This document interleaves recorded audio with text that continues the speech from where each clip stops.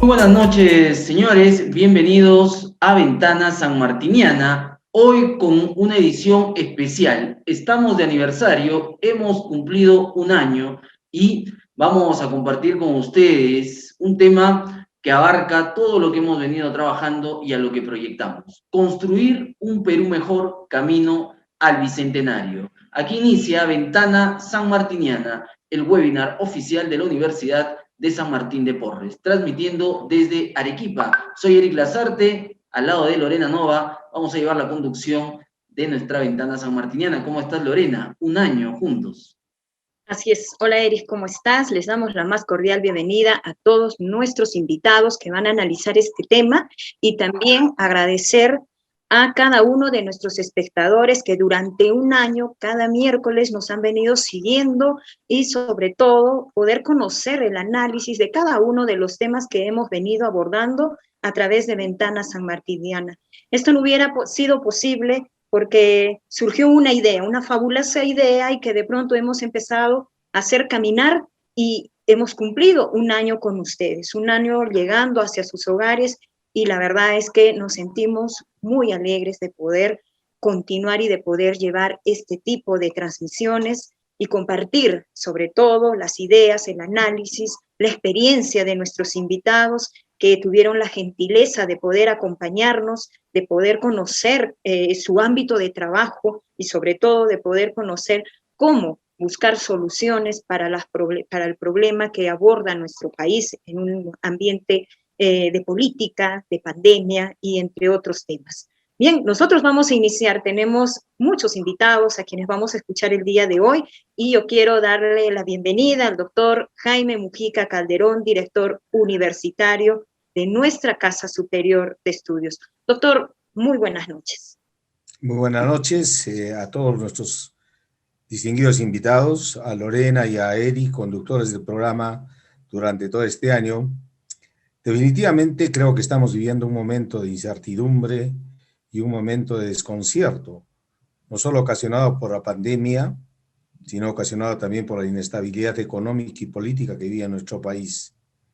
Definitivamente, dentro del contexto que manejábamos, creo que era necesaria la participación de un medio que pudiera analizar políticamente y técnicamente los problemas más agobiantes que estaba soportando nuestra sociedad. Yo creo que aquí nunca ha habido sesgo político, acá ha habido posiciones técnicas y a cargo de distinguidos profesionales a través de los cuales le han dado realmente el nivel académico que ha permitido que seamos realmente escuchados no solo a nivel del país, sino también a nivel del extranjero, y eso yo creo que es un mérito bastante importante. Es bastante importante porque ustedes realmente, los ponentes, han determinado la calidad, esa vehemencia de Lorena de mantener sus programas junto con Eric, yo creo que ha sido bastante importante. Igual manera Ciro, que desde la parte digital ha estado constantemente tratando de mantener este programa. Y bien, el momento que estamos viendo es un momento de recordar un poco. Y quiero recordar y hacer referencia a un personaje que está aquí, que es José Luis Silva, que en las conversaciones que tuvimos alguna vez me dice, se necesita un medio realmente donde se pueda discutir los problemas con transparencia. Y qué mejor que hacerlo en un medio académico. La universidad, sabemos perfectamente que una de sus características es el contextualizarse e involucrarse en la problemática de su región. Y definitivamente la Universidad de San Martín lo ha hecho a través de Cátedra Perú y lo está haciendo también aquí en Arequipa a través de Ventana Sanmartiniana. Es para mí un hecho muy significativo esta noche que esté José Luis también, porque fue el padre de la criatura, ¿no? Aunque le falta firmarla, dice. Pero es importante saber que hemos ido discutiendo de temas tan controversiales, ¿no? Y en los momentos más difíciles y de más incertidumbre que ha habido en el país, siempre han surgido las personas que son ustedes los ponentes, que nos han permitido conocer las diferentes aristas de los problemas, desde los problemas críticos de salud hasta los problemas más graves que podrían significar cómo afrontar la pandemia, las vacunas, qué educación nos espera en el futuro, en fin, tantas cosas y a tantas personas hay que agradecer. Pero definitivamente Hoy vamos a tener un programa de repente no solo de recuerdo, sino que creo que estamos en el Bicentenario. Y el Bicentenario, lamentablemente, al Perú nos toca vivir en un momento tan difícil realmente, ¿no? Estuvimos después de la guerra con Chile, creo, en una crisis total, tanto económica como política, y no solo eso, sino que tenemos los retos de plantear un Perú diferente. Y hoy, de acuerdo a la concepción del programa que ha hecho Lorena, vamos a escuchar a algunos de los invitados nuestros que nos den el enfoque de cómo podríamos construir un Perú mejor en el camino al Bicentenario. Y qué mejor que ustedes realmente lo hagan. Este año es un año especial y es el compromiso también de la universidad de poder continuar. Agradezco el apoyo que me da la Universidad de San Martín, al rector Raúl Bao y a toda la universidad, porque creo que ellos han sido parte de este compromiso y en el cual nosotros nos ha tocado ejecutarlo. Muchísimas gracias y te dejo la conducción, Lorena. Muchas gracias, doctor Jaime Mujica, director universitario de la Universidad de San Martín de Porres, filial Sur. Señores, estamos con el tema Construir un Perú Mejor, Camino al Bicentenario. Ha cumplido un año Ventana Sanmartiniana, el webinar oficial de la Universidad de San Martín de Porres. Agradecemos a las personas que nos miran a través de nuestra plataforma de Facebook, USMP TV Filial Sur, a través de la fanpage de la Universidad de San Martín de Porres, Arequipa, a través de nuestro canal de YouTube y de las diferentes plataformas donde compartimos y hemos compartido cada miércoles durante un año, y a los que nos acompañan siempre vía Zoom. Señores, el primer tema que vamos a tratar esta noche es educación e innovación. Y para ello hemos invitado al doctor Gonzalo Galdos Jiménez, un arequipeño innovador y muy identificado por los años de experiencia con la educación. Doctor Galdos, es un gusto volver a tenerlo y escucharlo. El tiempo es suyo. Su audio, doctor. Muchas gracias, Eric. Apreciado Jaime, mis más sinceras felicitaciones por este primer aniversario de Ventana Sanmartiniana. Un gusto contribuir en un espacio de reflexión y de propuesta que ha ido tomando una personalidad propia y que espero que va a seguir contribuyendo.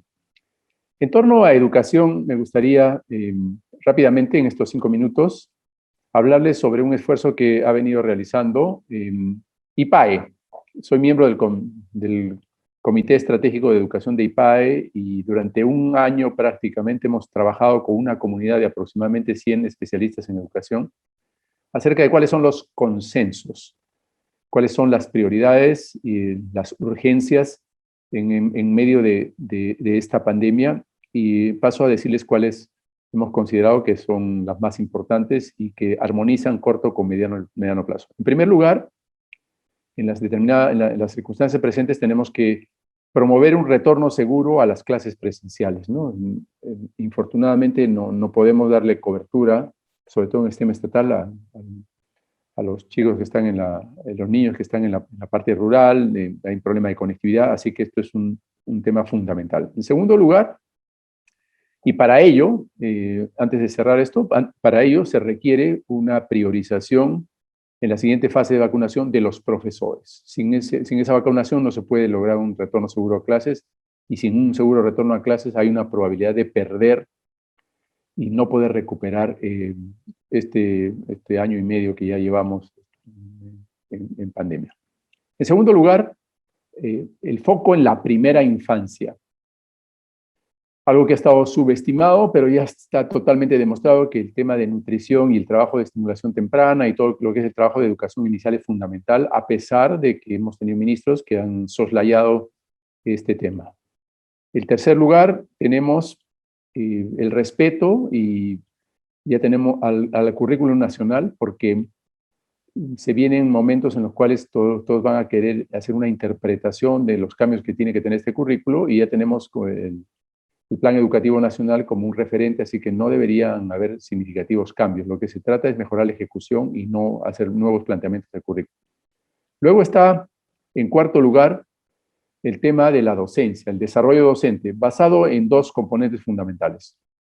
Reiterar la importancia de la meritocracia como un elemento fundamental de estímulo para el desempeño de excelencia de los profesores, sin los cuales no va a haber una experiencia significativa de aprendizaje con los alumnos. Y en segundo lugar, la capacitación, sobre todo en lo que es la migración al entorno digital y el uso de herramientas digitales, que es fundamental. Luego tenemos el tema de la autonomía de las instituciones educativas. Sin empoderar a los directores no vamos a tener la posibilidad de mejorar la experiencia y la calidad de la educación, sobre todo en las regiones. Es fundamental ese empoderamiento, porque ellos son los que saben perfectamente cuáles son la realidad y las necesidades que tiene que atender el sistema educativo en sus regiones. Después tenemos la parte que corresponde al fortalecimiento de SUNEDU.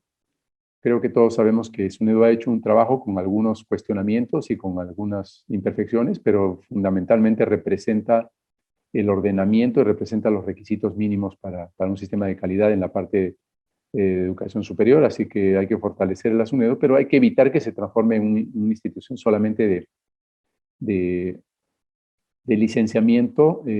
Lo que necesitamos es que también se complemente con un sistema de acreditación que tiene que ser autónomo y tiene que ser esto objetivo. Y luego está, para terminar, dos cosas, ¿no? Primero, la defensa de la iniciativa privada en educación es un tema central que protege diversos modelos de enseñanza y la heterogeneidad de enseñanza, y luego defender un marco institucional sólido y estable que permite el diálogo entre los sectores y sobre todo el intercambio de buenas prácticas. Las cosas que hacen bien los privados deberían migrar rápidamente a la parte estatal. Entonces, estas serían, en síntesis, las propuestas de este grupo de IPAE, y que se las tramito porque recientemente se ha editado el documento, así que creo que es fundamental, y saber que también goza del consenso de los especialistas. Muy bien, doctor, muchísimas gracias. Ha sido realmente puntual y eso es lo que se necesita para avanzar en educación e innovación para este bicentenario. 200 años que vamos a tener que empezar a trabajar para poder seguir desarrollando en materia educativa, y eso hace falta mucho en nuestro país. Gracias, doctor Gonzalo Galdos, por cada una de las jornadas que ha compartido con nosotros. Déjenme decirles, antes de presentar el siguiente tema, este es el programa número 61 de Ventana Sanmartiniana. Bien, ahora sí, vamos a pasar al siguiente tema, derecho y justicia. ¿Qué se debe hacer en materia de derecho y justicia para construir un Perú mejor camino al bicentenario? Y para ello hemos invitado a dos doctoras, la doctora Fabiola Muñoz y la doctora Lelia Lazo. Doctora Fabiola Muñoz, usted tiene 5 minutos para plantear cuál es el camino que debemos construir en materia de derecho. Muchísimas gracias, muy buenas noches, muchas gracias por la oportunidad, pero además un saludo especial en el aniversario. Creo que efectivamente, como lo decía el rector, es un privilegio tener espacios como estos desde la academia para discutir los problemas y las oportunidades que nos brinda la actualidad. Cuando pensamos en el tema de la justicia y el derecho, ¿no? Además yo soy abogada de profesión, y yo recuerdo que discutíamos en la universidad cuál era la esencia de la justicia, ¿no? Y la esencia de la justicia tiene mucho que ver con el tema del bien común, con el tema de dar a cada uno lo que corresponde proporcionalmente, como se quiera definir, pero básicamente es esta idea de que ser justo es una virtud, es algo positivo, y es tratar de equilibrar, ¿no? Equilibrar la balanza. Por eso la imagen de la justicia que es ciega, pero que tiene una balanza para tratar de dar realmente lo que corresponde. Y es que la justicia tiene también que ver con la ética, y tiene que ver con la honestidad, tiene que ver con esos valores como la equidad. Y un Estado tiene que trabajar, tiene que construir para que su sociedad sea una sociedad donde la justicia sea reconocida por todos los actores. Y no solamente estamos hablando del sistema de justicia como tal, sino en realidad del concepto más profundo. Pensar en ser un país que se encamina al bicentenario, que estamos ya, ¿no es cierto? Es pensar si lo que hemos hecho hasta ahora ha servido para romper lo que no nos equilibra, las desigualdades. Y lo cierto es que cuando revisamos los indicadores en el país, vemos que tenemos profundas brechas de desigualdad. Y entonces tenemos que empezar a pensar, ¿qué hacemos para romper esas brechas de desigualdad y poder decir que vamos a iniciar el camino de nuestro siguiente centenario con una mirada diferente, una mirada inclusiva, una mirada más justa? Pero eso es una mirada empática, una mirada que sea capaz de romper esas barreras que a veces existen y no nos permiten ponernos en el lugar del otro. Y ahí un tema central es la agenda de derechos humanos. No se puede pretender defender la democracia ni tener un mejor país si por lo menos no reconocemos que los derechos humanos, y especialmente de las poblaciones más vulnerables, son derechos que valen, son derechos que tienen que ser respetados. Y ahí entra justamente por qué existe el derecho. Y el derecho existe porque es una herramienta para lograr generar las reglas de juego de una sociedad, ponernos de acuerdo. Y una de las cosas que más se nos hace difícil es en la sociedad dialogar. Lamentablemente no estamos acostumbrados a tener un diálogo constructivo, un diálogo proactivo. Estamos acostumbrados a dialogar cuando tenemos un conflicto. Y esa es una de las cosas que tenemos que cambiar. Es una de las cosas que yo creo profundamente, tengo la convicción de que es posible que podamos cambiar en nuestro país. Y que además pensemos en que es necesario construir con bases más sólidas.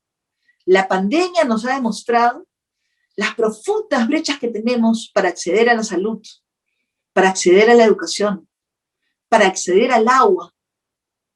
Y todo esto implica derechos. Todo esto implica cuál es el concepto que tenemos como país de los unos y los otros, de estos y aquellos, de ustedes y nosotros. Y tenemos que pasar a tener un concepto más de co-creación de la sociedad, de un trabajo más inclusivo. Las reglas en un país democrático tienen que estar orientadas a romper las desigualdades y las brechas. Pero eso no se puede hacer si no tenemos un mínimo que respetar. Y ese mínimo es la agenda de derechos humanos.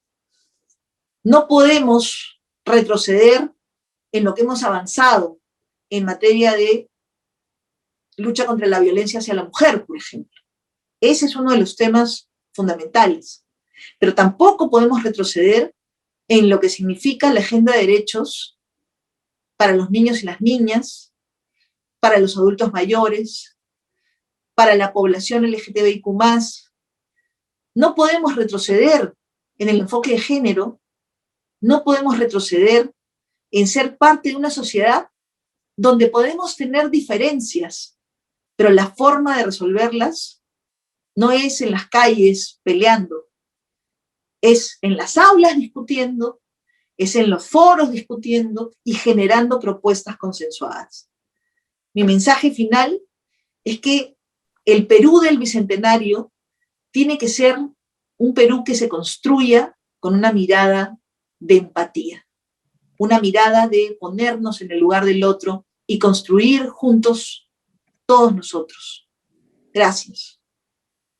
Gracias a usted, doctora Fabiola Muñoz. Seguimos con el tema Derecho y Justicia. Ahora la participación de la doctora Lelia Lazo. Doctora, buenas noches, bienvenida.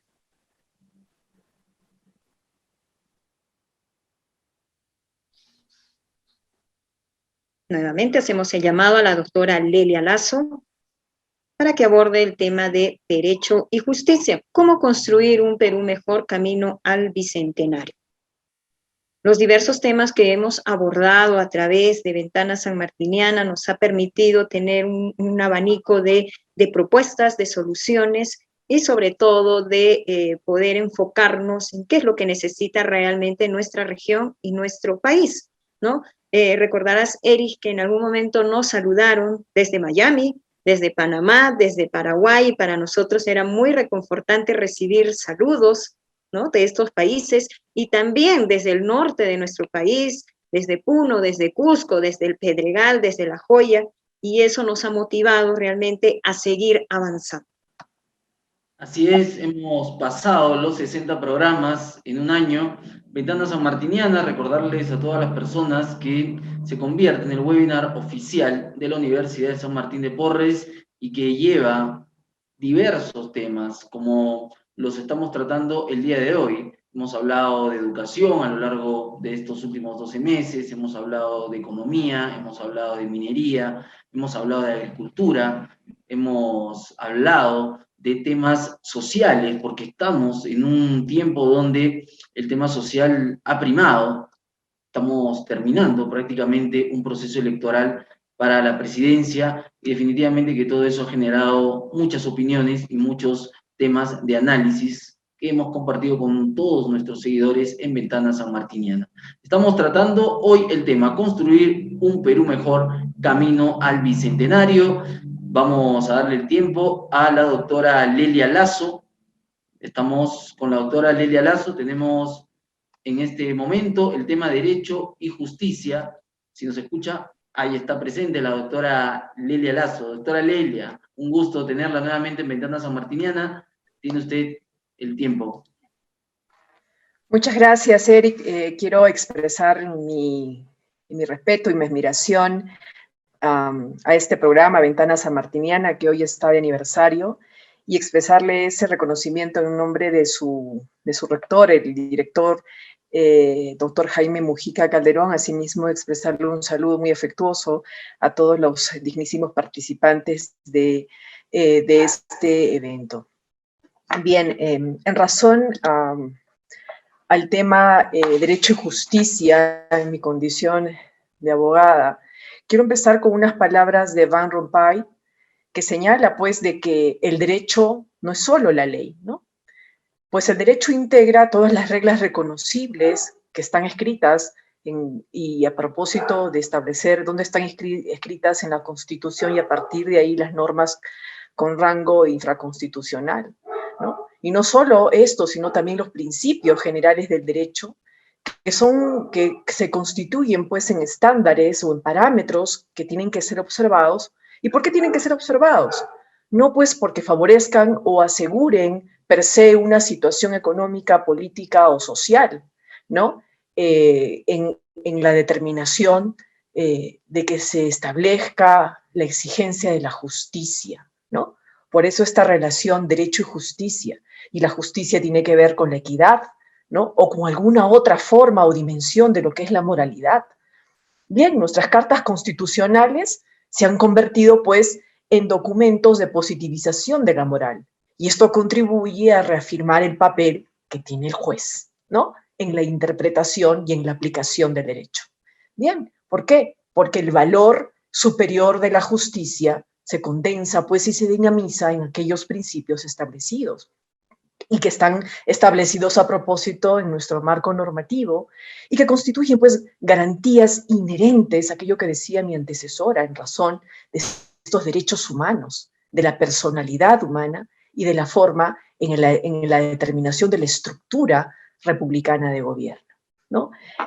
Quizás sea la única parte teórica que determine en estos breves minutos, y estando en la reflexión que se nos pide a propósito de la invitación que se nos ha hecho, estamos a muy pocas semanas de empezar la tercera centuria de nuestra vida republicana y es necesario, pues, plantearnos un conjunto de reformas estructurales que bajo el paraguas de una segunda república, ¿no?, realice la promesa del hombre peruano, ¿no?, de la que nos hablaba, por ejemplo, nuestro maestro Basadre, ¿no?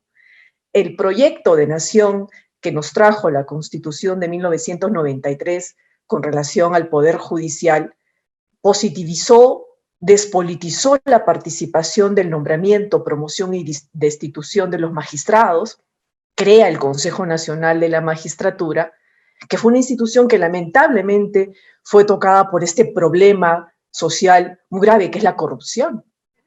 Luego fue sustituida por lo que hoy conocemos como la Junta Nacional de Justicia, ¿no? Y esta Junta Nacional de Justicia, a propósito de esta desestabilización política, se encuentra, pues, en un proceso de implementación y desarrollo. La Carta Política asimismo establece la creación ¿no? De la carrera judicial de jueces y fiscales, la capacitación de los postulantes al ingreso y ascenso por la Academia Nacional de la Magistratura, el reconocimiento de las formas de administración de justicia y la aplicación del derecho consuetudinario a cargo de las comunidades campesinas y nativas, la elección popular de jueces de paz, la consagración de la autonomía del Ministerio Público y el Tribunal Constitucional, ¿no? Todo esto encontramos en nuestra Carta Constitucional. Sin embargo, ¿qué dice la realidad? ¿De qué está ceñida la realidad? La realidad está ceñida por la provisionalidad de jueces y fiscales, ¿correcto? Por el abayazamiento, ¿no? Del Poder Ejecutivo sobre el Poder Judicial y del Ministerio Público. Llegamos a nuestro bicentenario de vida republicana con una elocuente y manifiesta falta de credibilidad y confianza ciudadana respecto a nuestro sistema judicial, ¿no? Entonces nos preguntamos, ¿qué es lo que tenemos? ¿Qué es lo que necesitamos hacer? Pues requerimos una verdadera y auténtica reforma estructural de nuestro sistema judicial. Y la reforma debe ser viable, mesurable, con indicadores de gestión pública y que sean auditables. Debemos tener una renovación de magistrados que surjan precisamente de la academia, de escuelas de derecho, de las universidades, que formen profesionales en el orden ontológico. Se debe profundizar en la implementación de sistemas alternativos de la solución de conflictos a través de los arbitrajes y las conciliaciones. Si bien el marco normativo está escrito, poco mano se ha hecho a estas determinaciones que pueden dar soluciones con mayor rapidez, eficacia y eficiencia a los problemas, ¿no?, que tienen los justiciables. Bien, así también resulta importante la concientización de una cultura de paz y un reforzamiento de la justicia penal para los delitos veniales y penas con trabajo social, ¿no? De otro lado, es importante establecer la implementación de la conciliación administrativa a nivel de los gobiernos subnacionales, y nos estamos refiriendo a las municipalidades y a los gobiernos regionales. Bien, la majestad del Poder Judicial debe fundamentarse en la seriedad, en la probidad, en la capacidad profesional, en la independencia de valores y principios, ¿correcto?, de una nueva generación de magistrados cuyas facultades competenciales sean bien ejercidas y que generen, pues, confianza real en defensa del tema que nos ocupa, la justicia, y la justicia como valor supremo, ¿no? Entonces, si cada poder ejecutivo, sus jueces y sus fiscales, a la medida, si cada Congreso de la República, Tribunal Constitucional, ¿no?, por su cuota de poder, el Poder Judicial, que hemos visto, los cuellos blancos, los carteles de las drogas y de la minería ilegal, los malos empresarios, todo aquel que pueda pagar el precio de las sentencias y de las absoluciones. Entonces podríamos concluir, ¿no?, en la frase del filósofo alemán George Hegel: 100 años de injusticia no hacen derecho. A puertas de nuestro bicentenario, 200 años de vida republicana sin una verdadera administración de justicia nos compromete. ¿Nos compromete qué? A realizar una profunda reforma, tomando como base el propio incumplimiento, ¿no?, de lo que está dispuesto a propósito de esto en el capítulo 8 de nuestra Carta Política. Entonces, en el nombre de grandes magistrados, probos y sabios que a lo largo de nuestra vida republicana honran la sagrada misión de la función judicial, celebremos nuestro bicentenario con conciencia crítica y férrea voluntad de cambio y de transformación en razón de enarbolar aquello que determina hacia los justiciables y a los ciudadanos la justicia. Esa es la reflexión que quería hacer en razón de este tema de derecho y justicia. Involucra, pues, a partir de eso, la determinación en la creación de políticas públicas que coadyuven a que el derecho esté a la par de la consolidación de la justicia y que éste esté al alcance del ciudadano. Muchísimas gracias por la participación que me ha sido permitida y vuelvo a felicitar a la universidad por estos espacios de participación que considero son muy importantes para construir y consolidar no solo determinación de conocimiento, sino aporte a la ciudadanía. Muchísimas gracias. Muchas gracias a usted, doctora Lelia Lazo, por su participación. Hemos hablado entonces sobre Derecho y Justicia con la doctora Fabiola Muñoz y la doctora Lelia Lazo. Ahora vamos a tratar el tema seguridad. Vamos con el tema desarrollo e inversión. Y para ello queremos presentar al ingeniero Uber Valdivia. Ingeniero Valdivia, un gusto tenerlo nuevamente en Ventana Sanmartiniana. El tiempo es de usted. Muchas gracias por la invitación. Cuando se producen algunos conflictos y discusión de grandes problemas, siempre se dice el mundo académico, y así lo repetimos como una retahíla cuando queremos involucrar a alguien más. Y creo que la universidad siempre ha tenido una posición tibia, pero siempre en toda generalidad hay grandes excepciones. Y creo que la Universidad San Martín de Porres marca la pauta.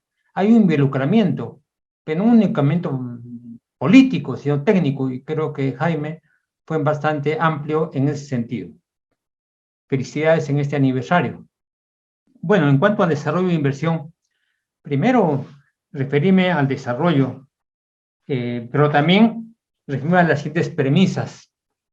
Estamos en el conflicto económico, el conflicto de salud, pero creo que también, no conflicto, pero al menos tener una buena lectura, ¿qué va a pasar con el próximo gobierno? La primera lectura es que hay 50% que piensa de una forma y otro 50% de la otra forma. Sea quien sea el ganador, debe tener una lectura adecuada. ¿Por qué esta polarización? Y yo parto de algunas premisas, empezando por la parte de agricultura. Si bien hay muchas tareas o proyectos que se pueden conversar, pero creo dos tareas muy importantes. La parte de minería, que Rómulo con gran sabiduría puede explicar, y quiero referirme modestamente al tema de agricultura. Y la agricultura o el área rural se ve marcado porque tenemos en el país casi más del 70% son predios de 5 hectáreas. Asimismo, también remarcar que casi el 80% de la población se concentra en las grandes urbes. Hay un éxodo marcado y pocos habitantes en el área rural. ¿Por qué? Porque no hay ningún tipo de atracción para quedarse en el campo. Y asimismo, altos niveles de pobreza. Pero esos pobres que salen del área rural se vienen a la ciudad y siguen siendo pobres. Creo que si no tenemos una mirada adecuada, qué es lo que está pasando en el país después de 200 años, vamos a pasar otra centuria y vamos a continuar con estos conflictos. Por eso, quiero mencionar una estrategia que el ICA, Instituto Interamericano de Capacitación para la Agricultura, establece, los enfoques de desarrollo rural. Y creo que los enfoques no únicamente, al día de hoy, se han dado con posiciones sectoriales. Es decir, así un canal, una carretera, un hospital. Pero no ha habido una visión integral, cómo poder potenciar todos estos factores para lograr un mayor bienestar a la población en general. Creo que hay esta ausencia del plan de desarrollo. Y creo que el plan de desarrollo nos permite dar respuesta a la necesidad de articular políticas públicas, potenciando capacidades, un reconocimiento de lo que pasa en campo. A veces uno interviene en un espacio con un canal, pero la pregunta es, ¿hemos preguntado, hemos identificado que la tarea más importante en esa zona es el canal? Creo que esta ausencia o este verticalismo del gobierno central en los últimos 200 años, quiero exagerar, creo que es una política equivocada. De ahí que viene este 50% de gente que muestra su protesta. Entonces también el ICA entiende una intervención, un enfoque vía territorio. Pero no territorio como un espacio geográfico o físico, sino como un territorio donde se dan varias vivencias. La parte productiva, la parte cultural, la parte política, la parte buscar competitividades para lograr mayor bienestar. Es el enfoque territorial. Lamentablemente, vuelvo a repetir, las posiciones al día de hoy han sido meramente verticales. Y creo que eso nos ha generado un gran problema. Menciono cuatro ítems que sustenta este territorio o este enfoque de desarrollo rural. Primero, la dimensión económica.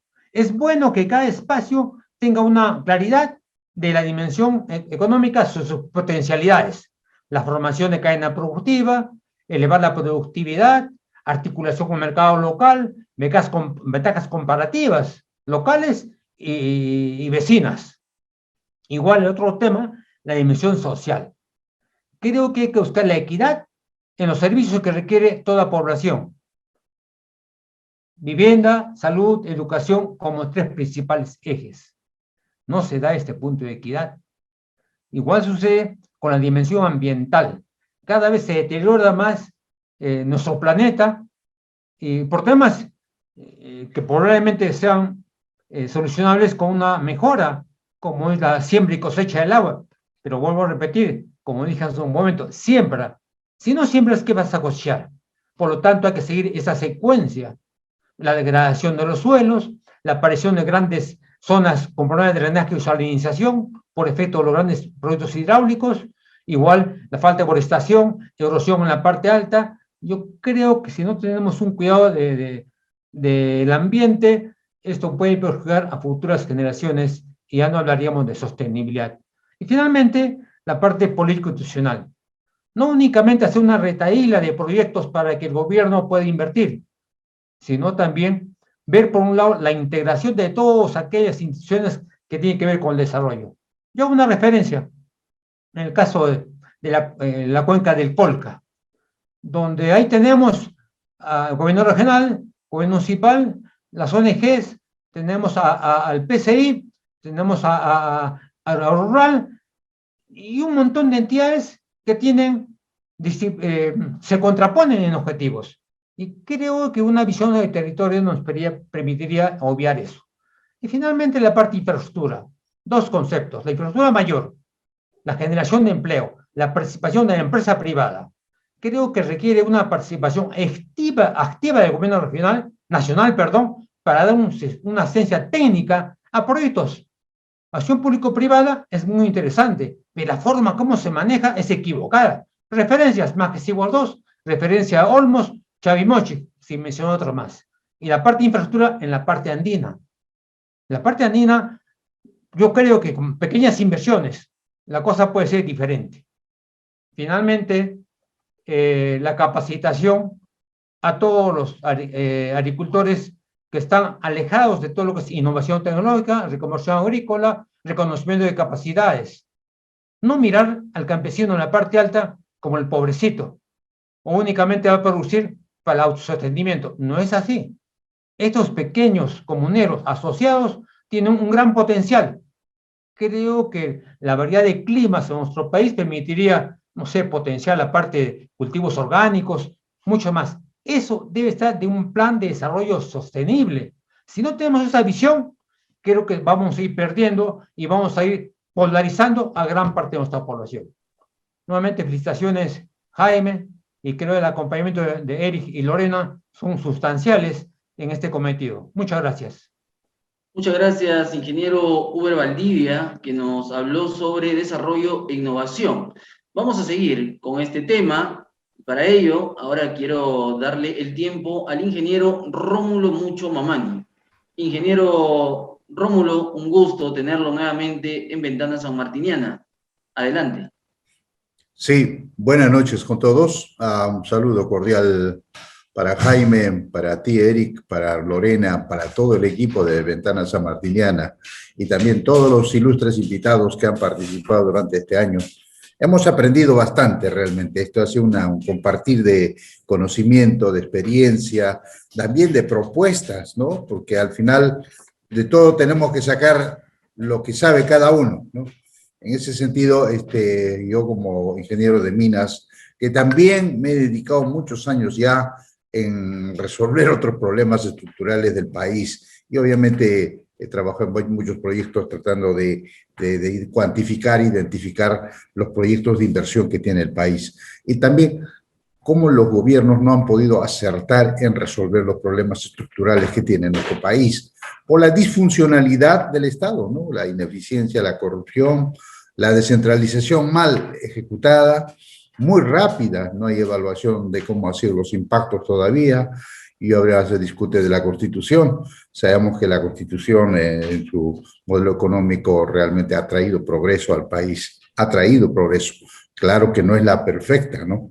Necesita algunas reformas. Respecto a las inversiones, de alguna manera he participado en el Plan Nacional de Competitividad, Infraestructura y Competitividad, ¿no? Donde salió el año pasado un documento que es 363.000 millones de soles, ¿no? En el largo plazo, ¿no? Y 117.000 millones en el corto plazo. Bueno, eso queda ahora de alguna manera casi desfasado.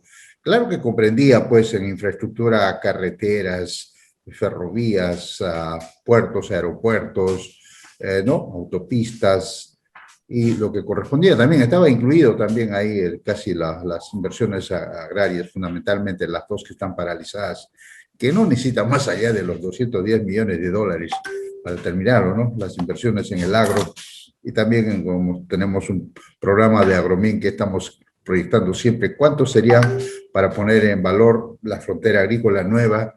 ¿Y cuánto sería, digamos, las exportaciones en unos cuantos años? Podríamos triplicar, si es que, digamos, las 400.000 hectáreas nuevas, ¿no? También en pesca y forestal también, del que estamos en pañales, ¿no? Tenemos 5 o 6 veces, digamos, el potencial de Chile. Chile exporta alrededor de casi 7.000 millones en recursos forestales y derivados. Bueno, en minería, bueno, yo soy ingeniero de minas, trabajo muchos años, sigo trabajando. Bueno, pues yo siempre he dicho que puede ser el aliado y el activo muy importante para la recuperación económica. En minería tenemos una cartera de 56.000 millones de dólares, ¿no? En 46 proyectos, los cuales en esta década, por ejemplo, podrían salir alrededor de 12 a 15 proyectos, ¿no? Y he estimado unos ingresos extraordinarios por los nuevos precios. Si la década pasada hemos captado alrededor de 100.000 millones de soles como ingresos fiscales, ¿no? Esta década esto se puede triplicar porque entrarían nuevos proyectos, además que hoy los precios de los metales realmente gozan de una excepcional oportunidad, ¿no? Casi han duplicado el precio en todos los metales comparado con la década pasada, ¿no? Eso es una oportunidad que podría traer mayores ingresos fiscales, ¿no? Y obviamente necesitamos trabajar mucho en la parte social, ¿no? En la parte también de estrategia y de cómo utilizar esta renta minera, ¿no? Para que realmente traiga beneficio, ¿no? A los pueblos del interior que claman con mucha justicia de que se hagan, ¿no? Desarrollo humano, que se hagan obras, ¿no? Que se hagan todo lo que corresponde, digamos, a mejorar la calidad de vida, ¿no? Salud, educación y también el tema de la corrupción. Yo he estimado que en los pasados 6 años se han ido 100.000 millones de soles, ¿no? Con eso pudimos haber cerrado las brechas en salud, en educación y también en servicios básicos. Hoy día salió una noticia bien interesante en la Cámara de Comercio de mi amigo César Peñaranda, con el IEDEP, ¿no? Estima que tenemos 921 proyectos y megaproyectos, ¿no? Está todos los proyectos, incluido la minería, la pesca, la agricultura, incluido digamos, la infraestructura. En el norte, 186 proyectos con 40.833 millones de dólares. El sur, 206 proyectos con 35.489 millones de dólares.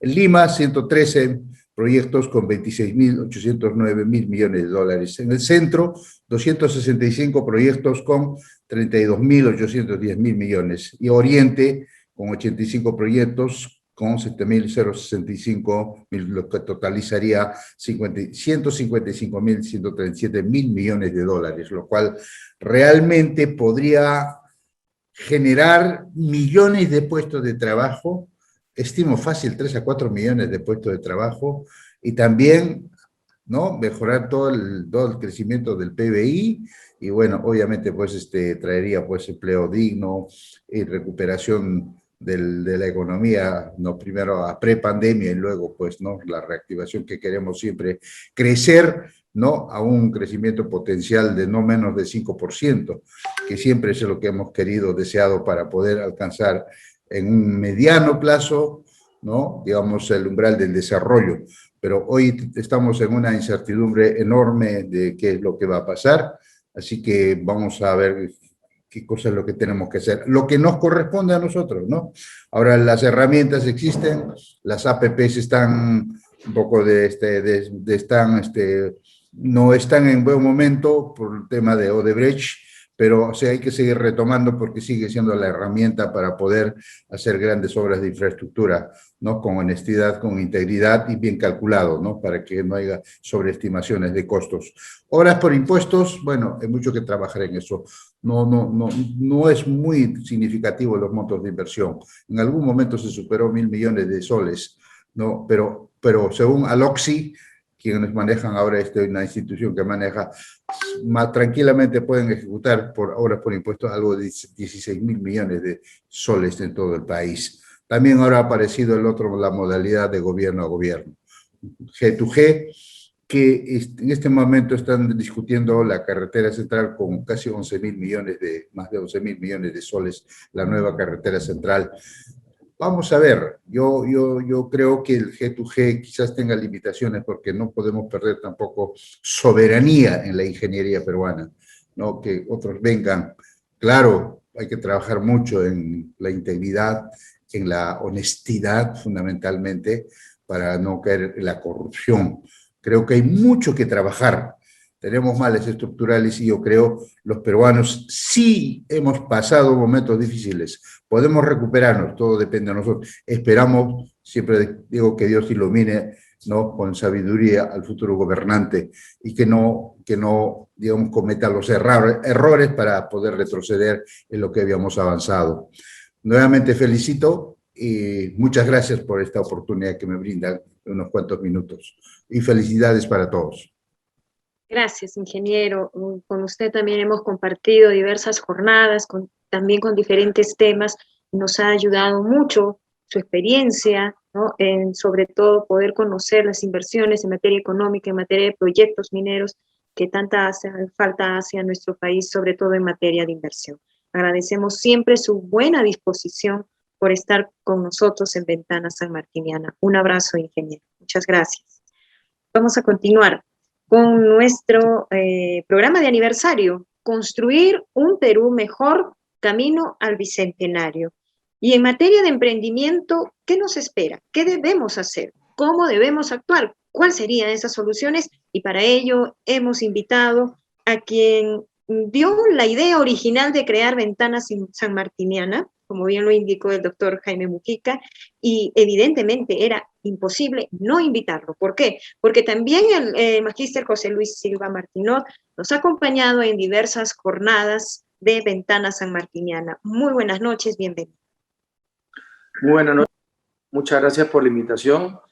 Saludar al doctor Jaime Mujica por haber logrado algo que pocas instituciones han hecho, el tener una continuidad en una ventana en la cual se pueda discutir, compartir, buscar soluciones a la problemática que tiene nuestro país.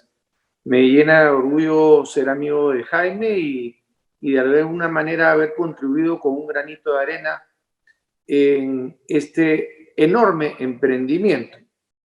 Y hablando de emprendimiento es el tema que me han pedido que hable el día de hoy.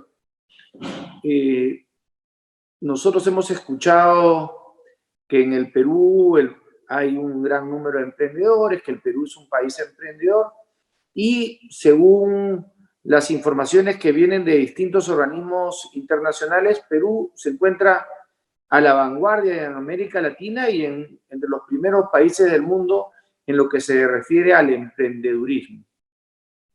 En el Perú tenemos más de 3 millones de empresas. La mayoría de ellas MIPES, micro y pequeñas empresas. Lo que es un emprendedor es, de alguna manera, una persona que tiene las ganas, tiene el espíritu, tiene la tenacidad, tiene todas las características de una persona que quiere hacer algo, hacer un negocio, generar empleo, generar bienestar, desarrollo de nuestro país. Eso es algo que, desde mi punto de vista, es intrínseco, está en nuestro ADN. Si nos ponemos a pensar, el Perú es un crisol de razas, ya lo hemos escuchado en varias oportunidades, pero dentro de las distintas razas, ¿quiénes fueron los que vinieron al Perú y se mezclaron con la raza nativa, con los aborígenes de nuestro incanato? Son justamente emprendedores españoles que vinieron a conquistar América, emprendedores italianos que vinieron a hacer patria en el Perú, emprendedores japoneses, chinos y de distintos países que dentro del ADN tenían esa voluntad de hacer empresa, porque el emprendedor lo que hace es empresa. Yo no sé por qué en algún momento alguien hizo esa división de emprendedor y empresario, pero continuando con esa descripción, digamos que el emprendedor es alguien que tiene las características para más adelante convertirse en un empresario. El problema que tiene nuestro país son las trabas para poder seguir creciendo. O sea, uno tiene la idea, tiene las ganas, pero no puede ir más allá, lamentablemente, en muchos de los casos. Hoy en la mañana tuve una entrevista con personales del BID que me estaban preguntando de qué manera se podía fortalecer lo que es la investigación. Sí, porque en el Perú, aunque pocos lo sepan, se hace investigación, no en la dimensión que se hace en los países más desarrollados o en los países vecinos, como puede ser Chile o Colombia, porque lamentablemente el Estado no ha sido promotor de la investigación.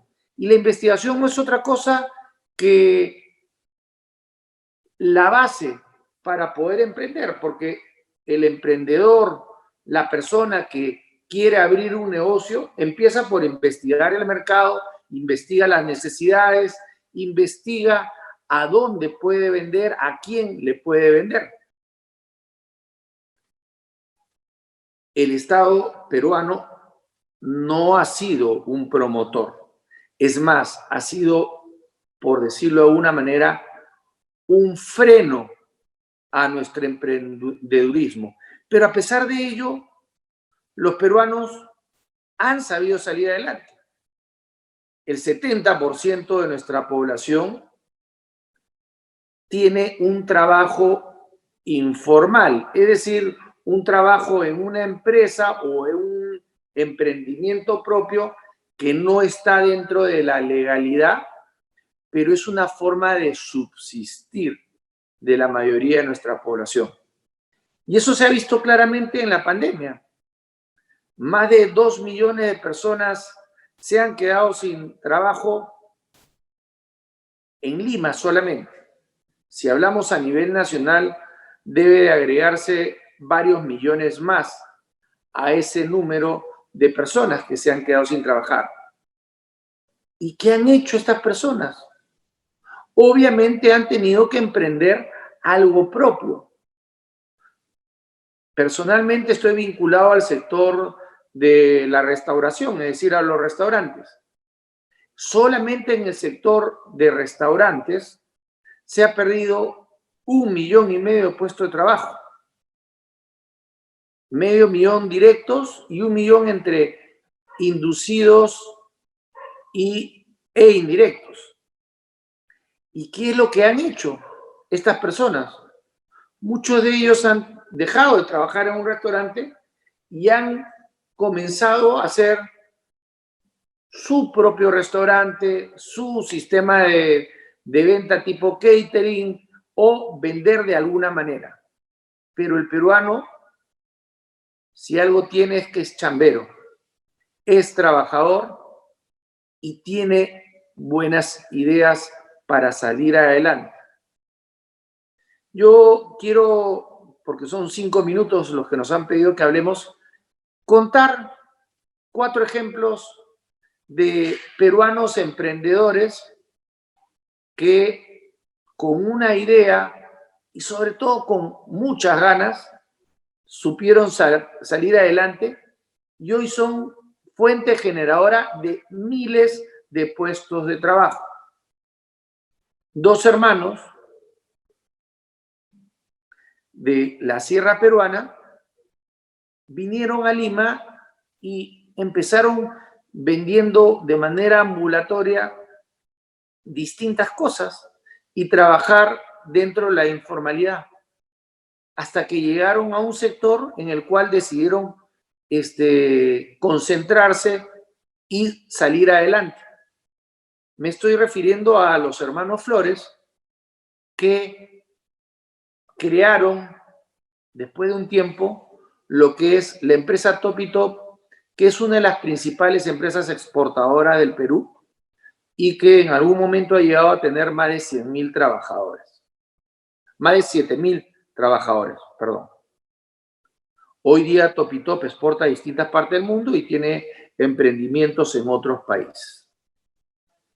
3 hermanos, si no me equivoco, de la zona de Chupaca, en Junín, Antonio, Nemesio y Prudencio. ANIP, ANIPSA.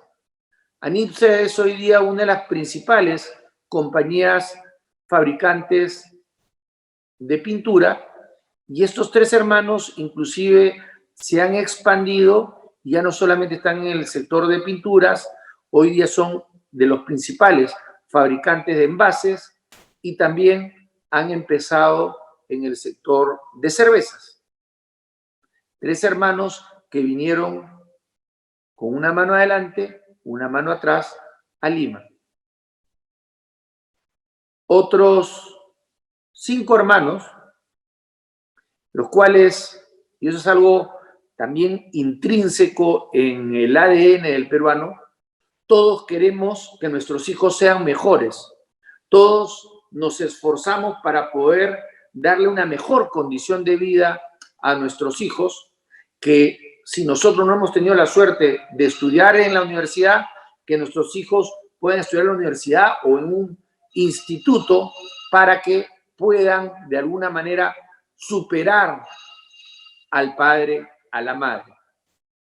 Es el caso de estos 5 hermanos que en la peor época del terrorismo, ellos vivían en Ayacucho y según lo que tengo entendido, se mudaron a la zona de Huanta, ¿ya? Y en el comedor y sala de su casa decidieron emprender un nuevo negocio.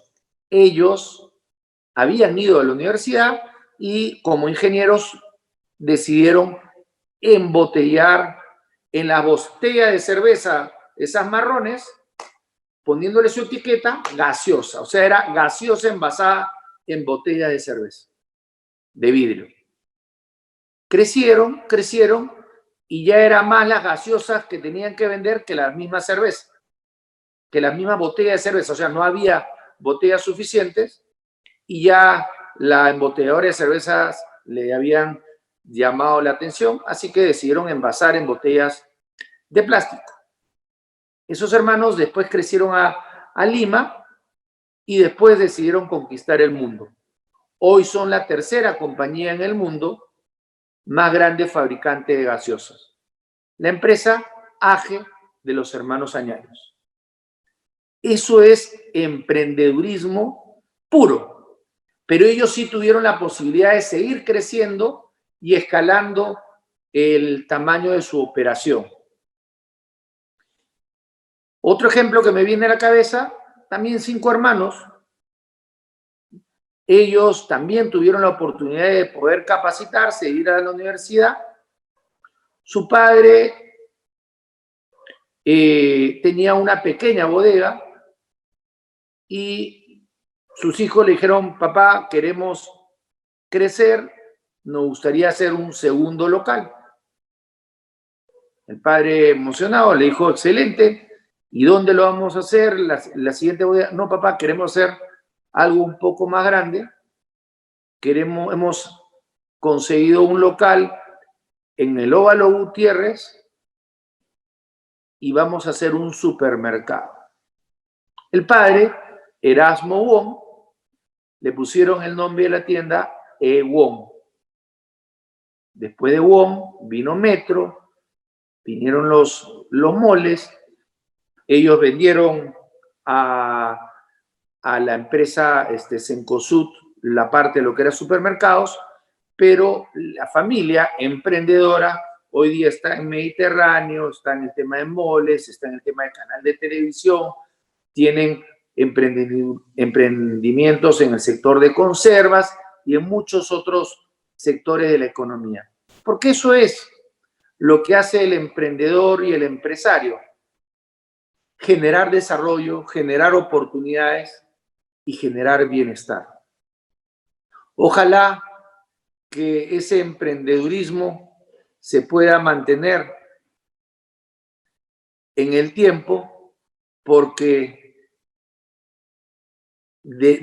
para poder tener un espíritu emprendedor en la población se necesita que haya libertad de empresa, libertad de movimiento, libertad de pensamiento. Muchísimas gracias y nuevamente reitero las felicitaciones a la Universidad San Martín de Porres y en especial a Jaime Mujica, que es quien lidera este emprendimiento. Muchas gracias. Muchas gracias a José Silva por la presentación y por hacernos este recuento sobre estas empresas peruanas. Lorena, tenemos algunos saludos que nos llegan por nuestro primer aniversario. Adelante, Lorena. Así es, Eric. Tenemos un saludo que queremos compartir con ustedes de parte del mayor general Sedenco Tepli, quien se aúna a nuestro primer aniversario de Ventana Sanmartiniana, y sobre todo agradecer también la presencia que él tuvo en uno de los programas de Ventana Sanmartiniana. Agradece y felicita al doctor Jaime Mujica Calderón por su liderazgo y sobre todo por seguir la senda de poder generar un diálogo abierto y más aún de buscar el desarrollo y la prosperidad para la región Arequipa y para el país. Listo, es el saludo que nos hace llegar el mayor general Sedenco Tepli. Muy bien, continuamos y ahora vamos a tratar el tema salud y bienestar. Para ello hemos invitado al doctor Javier Gutiérrez Morales, quien es el decano del Colegio Médico de Arequipa. Doctor Gutiérrez, un gusto tenerlo en Ventana Sanmartiniana nuevamente. El tiempo es de usted. Muy buenas noches. Un agradecimiento a Ventana Sanmartiniana y una felicitación por el año que tienen ya trabajando, y un agradecimiento también al doctor Jaime Mujica, ¿no?, por ser el líder de esta universidad acá en Arequipa. Bueno, en salud, creo que no haya ninguna persona que no haya planteado desde su propia perspectiva alguna mejora para los siguientes años, tanto desde el sector sanitario como de otros sectores, ¿no? La realidad es que nos enfrentamos pues a una situación que no la consideramos nunca, y en segundo lugar, ¿no?, algo que, miren, yo estudié hace 30 años en la universidad y lo mismo que discutíamos en ese tiempo de qué se debería hacer en salud, se sigue discutiendo al día de hoy. ¿Qué significa? Significa que no hemos aprendido nada, que no se ha hecho nada. ¿Por qué? Porque tenemos una costumbre de que cada vez que cambia un gobierno o que cambia un ministro, se tira abajo todo lo que se ha avanzado correctamente y se comienza de cero en la mayor parte de casos, ¿no? Con algunas excepciones. Entonces, esta pésima política, que no solo es pues en salud, sino en diversos sectores del gobierno, Entonces, nos ha llevado a que nos enfrentemos en las peores condiciones a la pandemia. Entonces, ahora a las puertas del Bicentenario tenemos que enfrentarnos, en primer lugar, a dos escenarios. Uno, el que tenemos con la pandemia. Y para enfrentarnos correctamente a la pandemia es fundamental el proceso de inmunización. Pero no pues como lo está viendo el gobierno, como una inmunización a mediano y probablemente a largo plazo, ¿no? ¿No? Lamentablemente se ha perdido tiempo, se ha perdido oportunidades, y cuando deberíamos estar por lo menos en este momento con un 50% de la población vacunada, recién estamos llegando a un 10% de la población objetivo, ni siquiera de la población total. Y este es un problema muy grave que no solo sufre el Perú, sino todos los países, en el sentido de que, ¿no?, mientras más demore la vacunación, más difícil va a ser poder reintegrarnos a la sociedad, ¿no?, como fue en la época prepandémica. Y segundo, ¿no?, que va a permitir que puedan aparecer nuevas variantes virales que puedan hacer incluso que la pandemia no solo dure un año más, sino por lo menos unos 2, 3 años más, llevándonos esto por lo menos a un lustro en el futuro, enfrentándonos a esta pandemia. Entonces, la vacunación es esencial, ¿no? Y esta vacunación debe ser con criterios técnicos. No puede ser, solo les pongo como ejemplo, que se haya vacunado todo el personal sanitario que está enfrentándose a los pacientes con COVID, a los pacientes enfermos, ¿no?, con una vacuna que solo tiene una efectividad del 80% y que en los estudios preliminares con la variante Delta, esta efectividad disminuye incluso a un 60-50%. Es decir, de por sí se ha expuesto ya al personal sanitario a que pueda enfermarse, probablemente no grave, pero recuerden, 50% quiere decir la mitad de personas que trabajan en el sector sanitario pueden enfermar, hacer una enfermedad grave y fallecer, ¿no?, debido a esta utilización de una vacuna, ¿no?, cuando había otras. El resto del mundo ha vacunado a sus médicos, a sus enfermeras y otros trabajadores del sector sanitario con una vacuna que es la Pfizer, que tiene un 95% de efectividad y que con las nuevas variantes incluso se ha demostrado que tiene alta efectividad, que bordea el 85 a 90%. Entonces, miren a lo que estamos expuestos.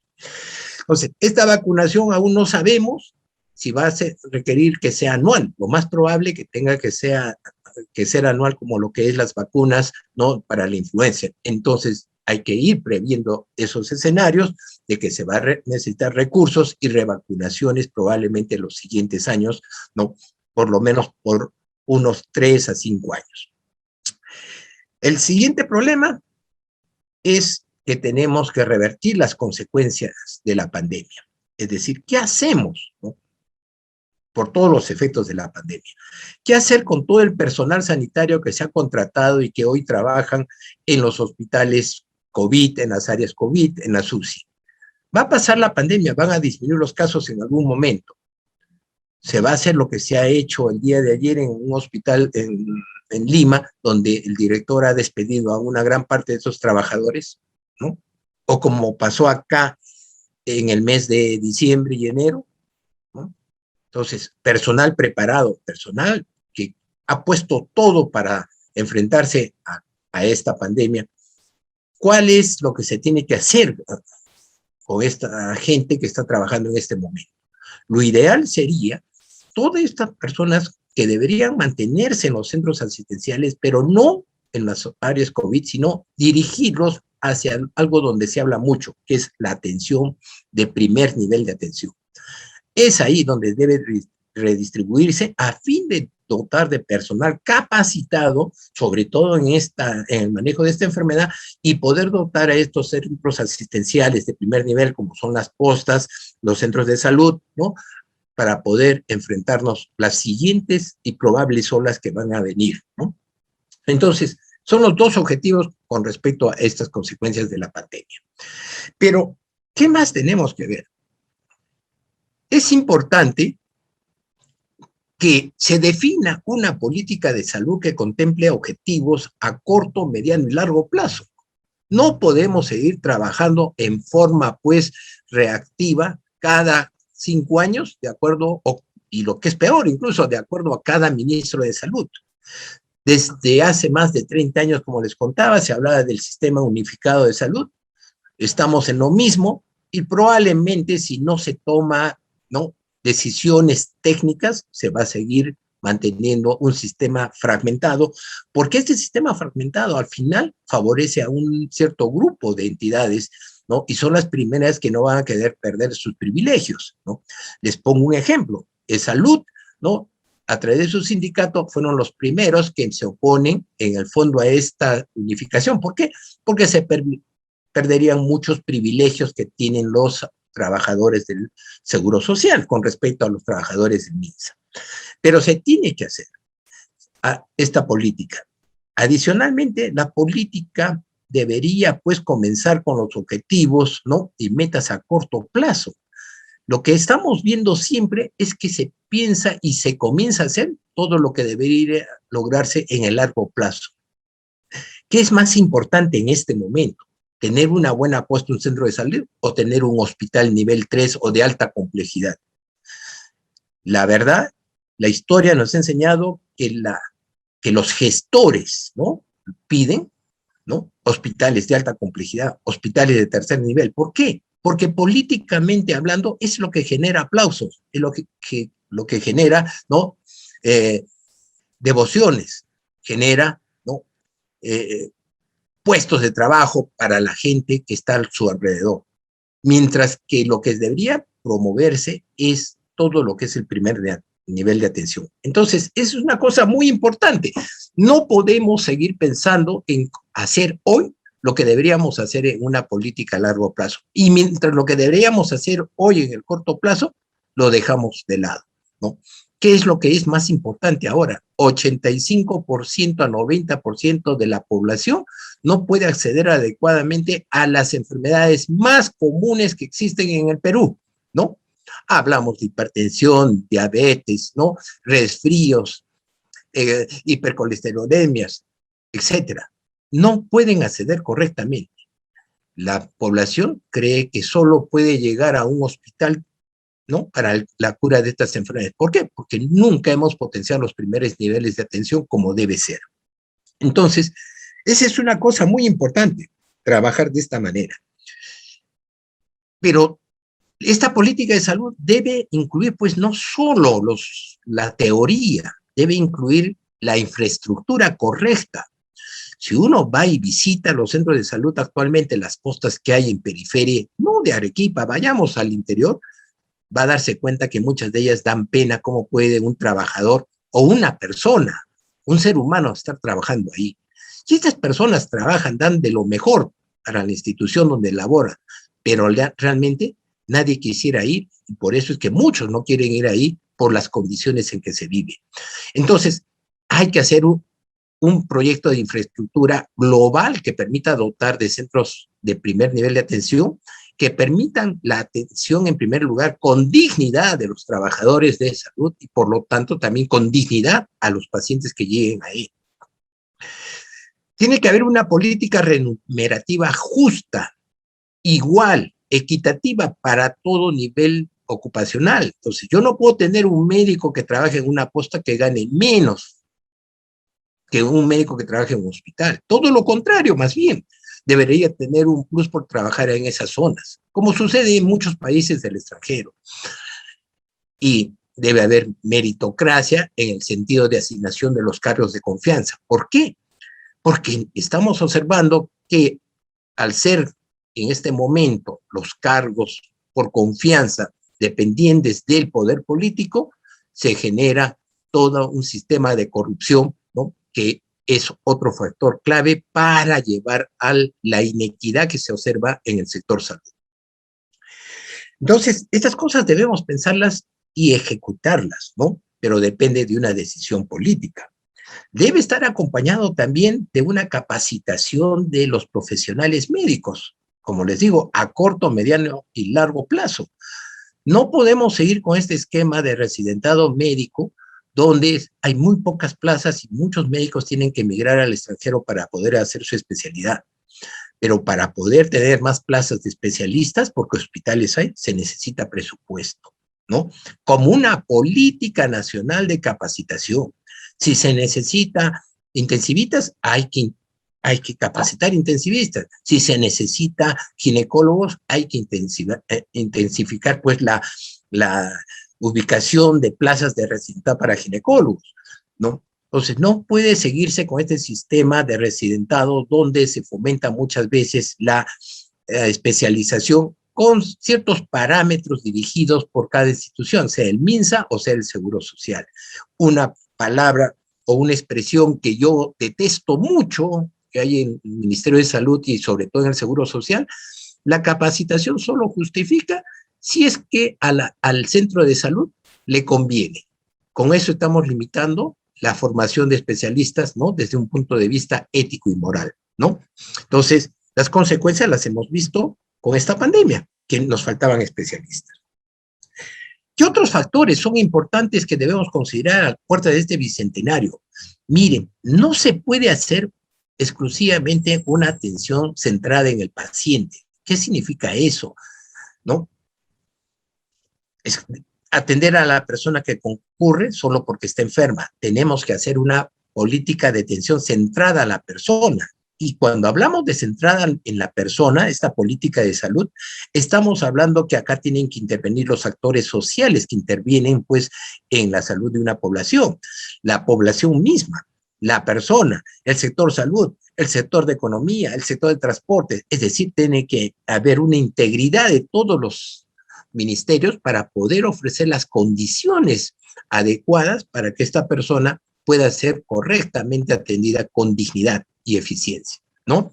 Entonces, esa es una cosa muy importante. ¿Qué más tenemos que buscar nosotros cuando planteamos estas políticas en el Bicentenario? El fortalecimiento de la gobernanza, ¿no? Y la rendición de cuentas sobre todo. Tenemos una serie de gestores que ocupan cargos y simplemente están en los cargos por la amistad política, ¿no? Porque hubo la repartija, apenas subió un ministro de salud, y eso lo vemos cada 5 años o cada vez que se cambia un ministro de salud o se cambia el presidente del Seguro Social, inmediatamente comienza la repartija del poder, ¿no? Hoy incluso, no les doy nombres, pero incluso ante la seguridad de que el presidente Castillo sea el nuevo gobernante, ya hay un grupo que se ha repartido los cargos de gerente regional, el cargo de gerente del Seguro Social, las direcciones de los hospitales, ¿no? Entonces, y este grupo, si uno comienza a analizar, ni siquiera tiene las competencias técnicas para ocupar ese cargo. Sin embargo, desde un punto político, consideran ya su derecho a asumir esos cargos. Entonces, esta rendición de cuentas, junto con el fortalecimiento de la gobernanza, es muy importante ser considerado como una parte de la política a implementarse. Espero no solo en el sector salud, sino en todos los sectores. ¿Ya? Entonces, y finalmente tenemos que entender que no podemos solucionar el problema de salud independientemente del resto de problemas que hay en la sociedad. Como les decía, la atención centrada en la persona, ojo, no es la atención centrada en el paciente, que es lo que muchas veces se conoce. La atención centrada en la persona requiere la participación de todos los sectores. ¿Qué significa? Que jamás vamos a poder lograr salud si es que no se elimina la pobreza, las condiciones deprimentes sociales que existen en muchas regiones de nuestro país, ¿no? Entonces, tenemos que ser partícipes y coordinar con todos los sectores a fin de poder sacar adelante, ¿no?, una política de salud que permita elevar los niveles de salud, por lo menos, ¿no?, en un plazo de 5 años. ¿Va a requerir esfuerzo económico? Sí, pero sobre todo va a requerir que se elimine la corrupción que actualmente campea en las instituciones de salud. No hablemos solo de la corrupción de los recursos económicos, sino el uso indebido del cargo, ¿no? Licencias, permisos, ¿no? Capacitaciones dirigidas, etcétera, etcétera, que hacen que los cargos sean luchados, sean reclamados justamente para beneficiarse de esos pseudo beneficios, ¿no? Simplemente para mantener la corrupción. Entonces, eso es lo que tenemos que pensar. ¿Se puede hacer? Se puede hacer. No es un proyecto a corto plazo, lo vuelvo a repetir. Si no hay una política coherente, de acá a 5 años probablemente estemos hablando de lo mismo, porque una de las cosas que ha sucedido en el Perú y lo que está sucediendo a raíz de la pandemia es que no hemos aprendido nada y seguimos cometiendo los mismos errores. Ojalá que pueda haber un cambio, pero ese cambio parte de nosotros como personas. Por eso es que una parte de nuestra gestión era este principio, la gestión basada en principios, valores y virtudes, porque eso es lo que debe ser el generador de nuestra gestión, sea en cualquier institución, más aún en el sector salud. Muchas gracias a todos los oyentes, nuevamente muchas gracias a todos los editores de esta Ventana Sanmartiniana y al doctor Jaime Mujica. Gracias a usted, doctor Javier Gutiérrez, por su participación y por estar siempre pendiente. Hoy en día que más necesitamos conocer sobre nuestra salud y tener las medidas de control necesarias. Bien, nosotros queremos recordar, antes de pasar al último tema, que es seguridad y defensa con el general Enrique Blanco, queremos recordar a algunos de nuestros invitados que también estuvieron presentes en Ventana Sanmartiniana. Por ejemplo, el economista Alonso Segura, el economista Carlos Oliva, el doctor Luis Solari, el ingeniero Carlos Herrera Descalzi. Eric, continuamos mencionando más nombres de quienes estuvieron y fueron parte de Ventana Sanmartiniana en este año. Así es, hay que reconocer que en Ventana Sanmartiniana también estuvo presente Ismael Benavides, también Roque Benavides, Fernando Sionis, además del doctor Ciro Maguiña y el doctor Alejandro Aguinaga. Hemos tenido realmente especialistas a nivel nacional que han aportado muchísimo en Ventana Sanmartiniana en los últimos 12 meses, Lorena. Así es, también queremos agradecer la participación que tuvimos al general del Ejército Peruano, Luis Arroyo, también al general Rafael Sariquey, ¿no? Quienes nos acompañaron en uno de los programas denominados Patriotismo, ¿no? Patriotismo e Identidad Nacional. Y bueno, y así tuvimos un abanico de temas, ¿no? Y también invitados. Queremos leer un saludo de Flavio Ventura, que nos escribe y dice lo siguiente: saludos cordiales y felicitaciones a Ventana Sanmartiniana, de manera especial para el doctor Jaime Mujica, su equipo y a los ponentes. Son 61 programas de transmisión de Ventana Sanmartiniana. Y sí, vendrán más programas, más invitados para seguir analizando y aportando soluciones, sobre todo en estos tiempos que nos corresponde vivir y debemos ser cada vez más fuertes y sobre todo más unidos, todos los peruanos, ¿no? Más unidos para poder enfrentar todas las situaciones adversas que nos suceden, pero como muy buenos peruanos que somos, nosotros podemos salir adelante de esas vicisitudes y lo mejor aún, que podemos vencer cualquier situación que se presente en nuestro camino. Así es, también recibimos un saludo de parte de la Sociedad Agrícola de Arequipa, SADA, que trabaja en varios temas con nosotros y que además trabaja con nosotros también otros programas en la universidad. Nos mandan el saludo por este primer aniversario de Ventana Sanmartiniana. Continuamos, Lorena, a esta hora de la noche, son exactamente 8:28 de la noche. Estamos con el tema Construir un Perú mejor, camino al Bicentenario, cumpliendo un año de Ventana Sanmartiniana, el webinar oficial de la Universidad de San Martín de Porres. Así es, nos falta un tema, y es muy importante conocer también, para empezar a construir un Perú mejor, camino al Bicentenario, ¿no? ¿Qué nos falta y qué es lo que se debe hacer en seguridad y defensa? Existe una percepción de inseguridad de la mayoría de ciudadanos en nuestro país, en la región Arequipa, y frente a ello, ¿qué acciones se debe tomar? ¿Cuál es el camino que se debe seguir? ¿Y qué es lo que ha sucedido antes de llegar, a pocas semanas de llegar al Bicentenario?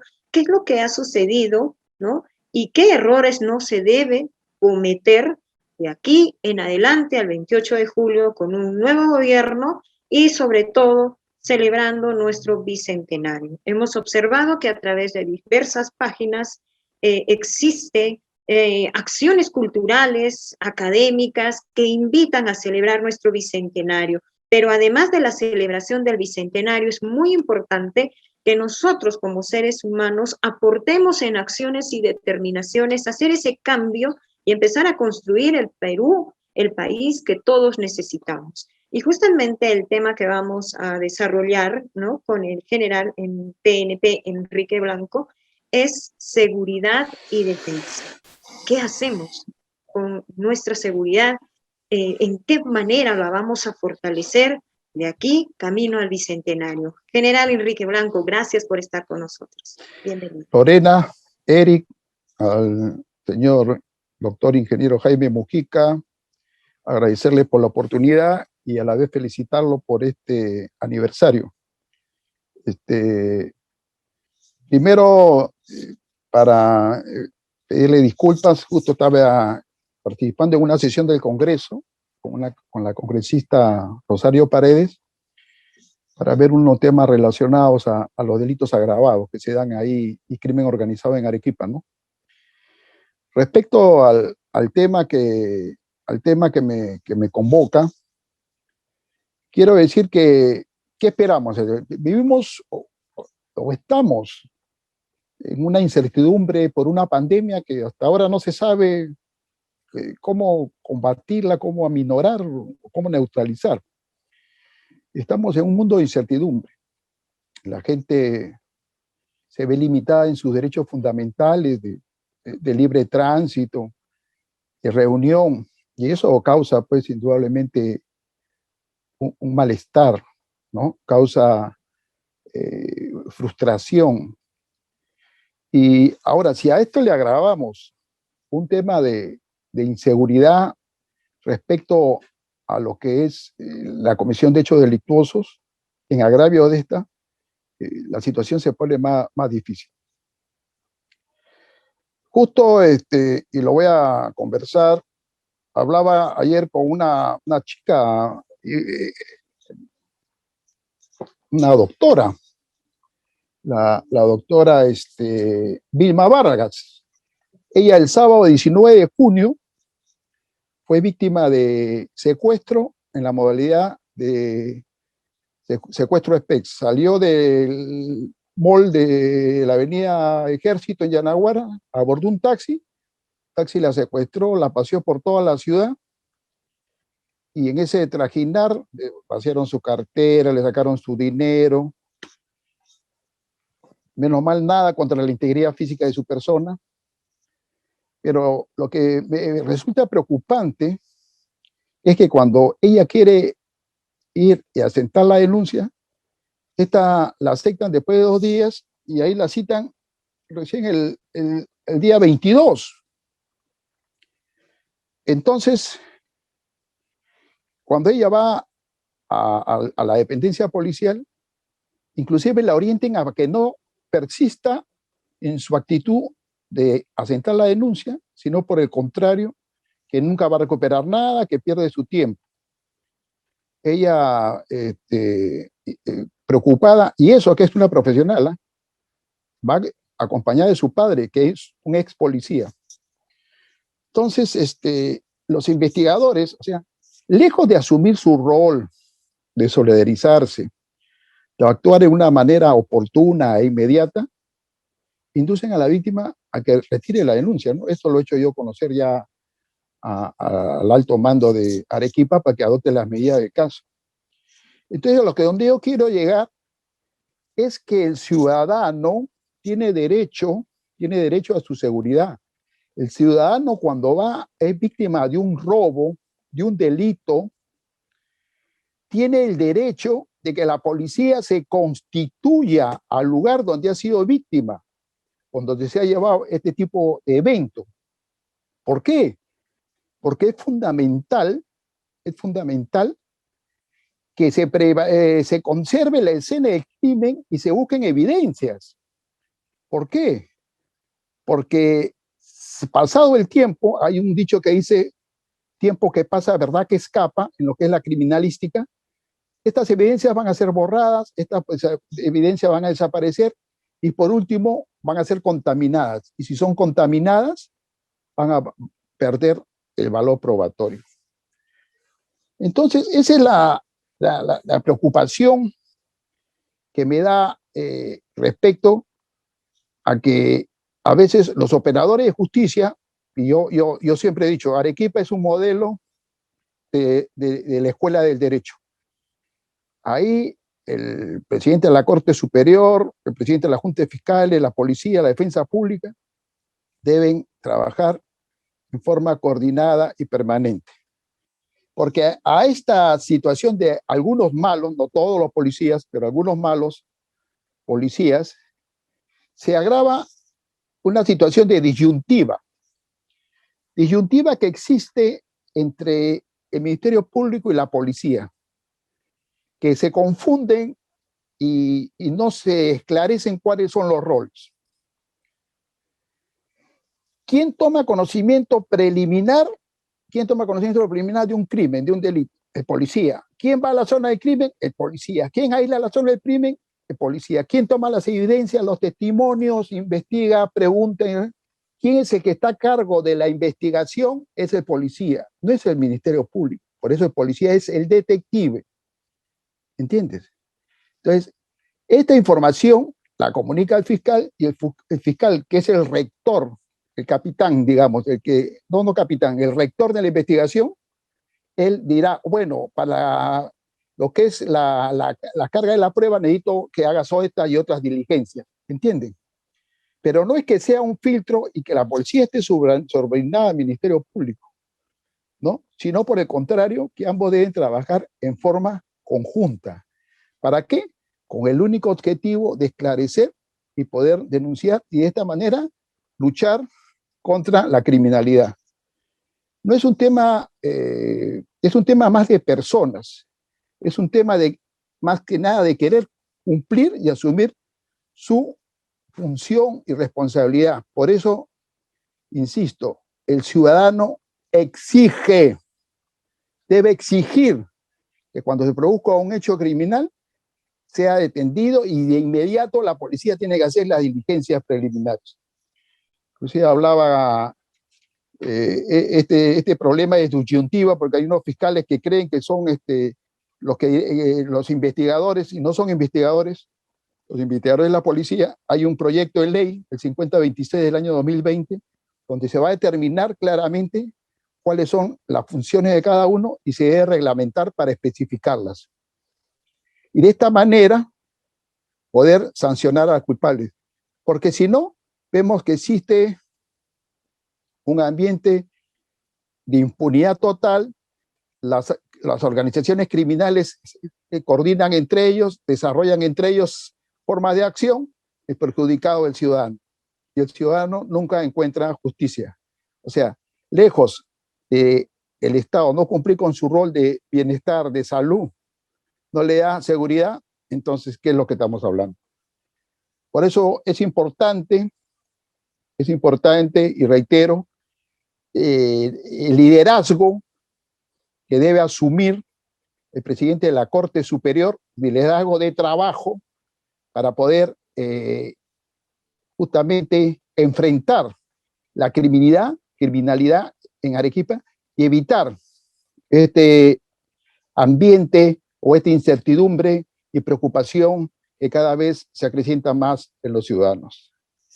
En ese sentido, si los operadores de justicia asumen su rol, hay una buena corrección, porque ¿qué es lo que dicen los jueces? Oye, pero ¿por qué no voy a liberarlo si acá no tengo ninguna prueba, ninguna evidencia? Lo único que me queda es liberarlo. Trabajó mal el Ministerio Público, trabajó mal la policía. ¿Por qué? Porque no hubo una estrecha coordinación. Entonces, en el tema de seguridad, yo creo que en este bicentenario debemos asumir los operadores de justicia nuestro rol y por lo menos garantizarle la seguridad a nuestros ciudadanos. Muchas gracias, Lorena. Muchas gracias, general Enrique Blanco, por su participación, por sus aportes. Estamos, señores, en el aniversario de Ventanas Sanmartiniana. Hoy hemos tratado el tema construir un Perú mejor camino al Bicentenario. Hemos tenido en este webinar especial la participación de diferentes especialistas, recordando muchos de los temas que hemos trabajado a lo largo de los últimos 12 meses y proyectándonos a lo que va a ser los próximos 30, 50, 100 años. Para culminar el evento de hoy, quiero presentar al doctor Jaime Mujica Calderón, el director universitario de la Universidad de San Martín de Porres. Adelante, doctor Jaime, buenas noches. Bien.